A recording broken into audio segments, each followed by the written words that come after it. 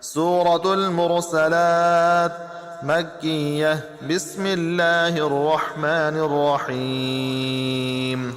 والمرسلات عرفا فالعاصفات عصفا والناشرات نشرا فالفارقات فرقا فالملقيات ذكرا عذرا أو نذرا.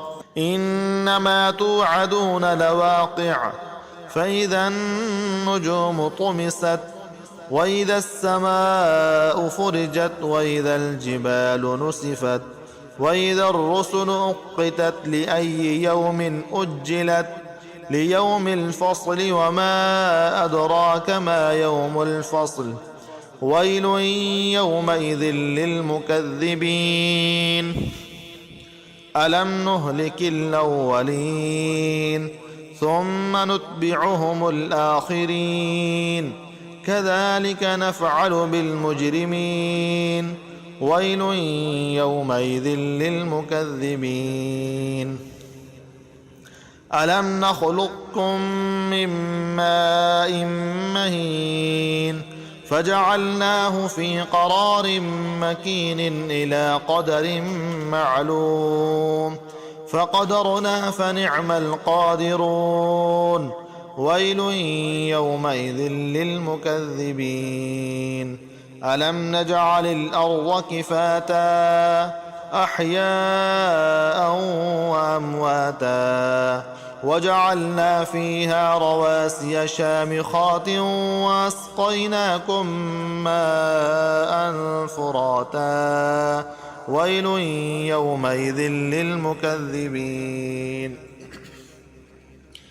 انطلقوا إلى ما كنتم به تكذبون انطلقوا إلى ظل ذي 3 شعب لا ظليل ولا يغني من اللهب إنها ترمي بشرر كالقصر كأنه جمالة صفر ويل يومئذ للمكذبين.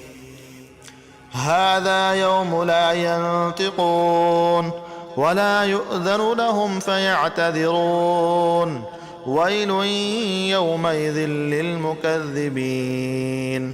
هذا يوم الفصل جمعناكم الأولين فإن كان لكم كيد فكيدون ويل يومئذ للمكذبين.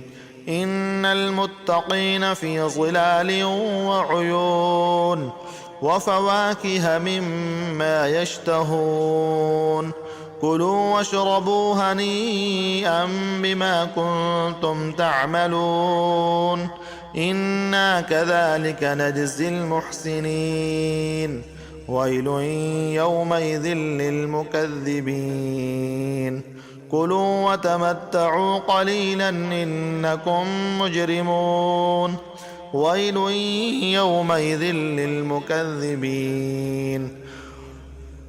وإذا قيل لهم اركعوا لا يركعون ويل يومئذ للمكذبين. فبأي حديث بعده يؤمنون.